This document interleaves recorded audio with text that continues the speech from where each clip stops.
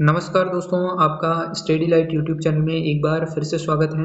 और हम कर रहे हैं आरएएस प्रीलिम्स 2023 की प्रिपरेशन।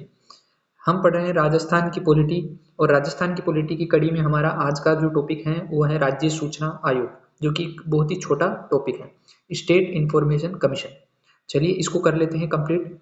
राज्य सूचना आयोग, सबसे पहले बात करें तो ये एक सांविधिक या वैधानिक आयोग है, यानी कि स्टेचुरी कमीशन है।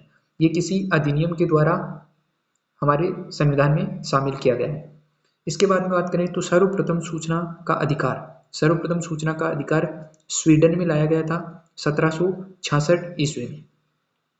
जबकि भारत की बात करें तो भारत में प्रथम सूचना का अधिकार तमिलनाडु में लाया गया था 1996-97। तो याद रखना, भारत में तमिलनाडु पहला राज्य था जो कि सूचना का अधिकार लेकर आया था। राजस्थान में सूचना का अधिकार कब आया? तो वर्ष 2000 में सूचना का अधिकार राजस्थान में आया। इंपॉर्टेंट है, याद रखना, पूछा जा सकता है कि राजस्थान में सूचना का अधिकार किस वर्ष आया? तो वर्ष 2000 में। स्थापना की बात करें तो 18 अप्रैल 2006 में सूचना का अधिकार कानून 2005 की धारा 15 के अंतर्गत, जिसको हम आरटीआई के नाम से जानते हैं, राइट टू इंफॉर्मेशन।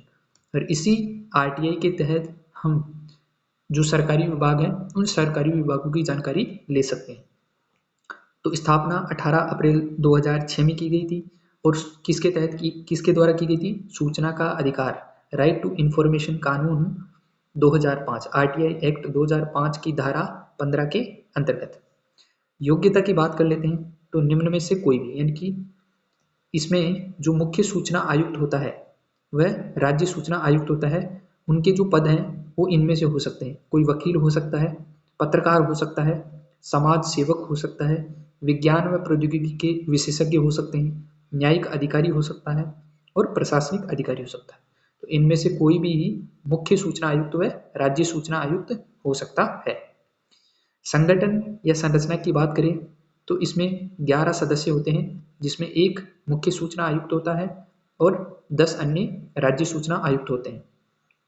मुख्य सूचना आयुक्त की बात करें तो वर्तमान में श्री देवेंद्र भूषण गुप्ता हैं। मुख्य सूचना आयुक्त वर्तमान में श्री देवेंद्र भूषण गुप्ता हैं। इनकी नियुक्ति की बात करें तो राज्यपाल द्वारा एक समिति बनाई जाती है, जिसकी सिफारिश के आधार पर राज्यपाल द्वारा बनाया जाता है। और उस समिति में मुख्यमंत्री, विधानसभा में विपक्ष का नेता और कैबिनेट मंत्री, ये 3 लोग उस समिति में रहते हैं, और इनके द्वारा सिफारिश की जाती है, जिनकी नियुक्ति राज्यपाल के द्वारा की जाती है। अब बात कर लेते हैं इनके कार्यकाल की, कि इनका कार्यकाल कितना रहता है। तो केंद्र सरकार द्वारा निर्धारित रहता है, वेरी वेरी इंपॉर्टेंट। केंद्र जो सूचना आयोग है, राज्य सूचना आयोग, उनका जो कार्यकाल है वो किसके द्वारा डिसाइड किया जाता है? तो केंद्र सरकार के द्वारा डिसाइड किया जाता है, राज्य सरकार के द्वारा डिसाइड नहीं किया जाता। और कार्यकाल कितना होता है? 3 वर्ष या 65 वर्ष की आयु, जो भी पहले हो जाए। वेतन या भत्तों की बात करें तो निर्धारण केंद्र सरकार द्वारा होता है। मुख्य सूचना आयुक्त उच्च न्यायालय के मुख्य न्यायाधीश, यानी जो उच्च न्यायालय का चीफ जस्टिस होता है, उसी के समान वेतन मिलता है किसको? मुख्य सूचना आयुक्त। और जो अन्य राज्य सूचना आयुक्त होते हैं उनको उच्च न्यायालय के जो अन्य न्यायाधीश होते हैं उनके समान वेतन मिलता है। त्यागपत्र की बात करें तो राज्यपाल को दे सकते हैं। निष्कासन यानी हटाने की प्रक्रिया की बात करें तो सर्वोच्च न्यायालय की जांच के पश्चात राज्यपाल द्वारा हटाया जाएगा, जिनके 2 आधार हैं, कदाचार और असमर्थता। सुप्रीम कोर्ट की जांच में ये पाया जाता है कि वह व्यक्ति कदाचार या असमर्थता का दोषी है तो उसको हटाया जा सकता है राज्यपाल के द्वारा। दूसरी शर्त यह है कि सर्वोच्च न्यायालय बिना सुप्रीम कोर्ट की जांच के भी हटाया जा सकता है राज्यपाल के द्वारा, लेकिन उसके आधार होने चाहिए दिवालियापन, नैतिक पतन और लाभ का पद। इन 3 शर्तों पे बिना सुप्रीम कोर्ट की जांच के हटाया जा सकता है।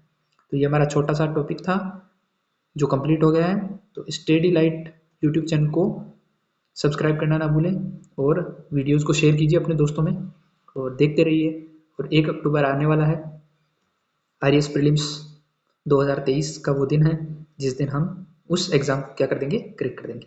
तो धन्यवाद दोस्तों, मिलते हैं अगले वीडियो में, तब तक के लिए धन्यवाद।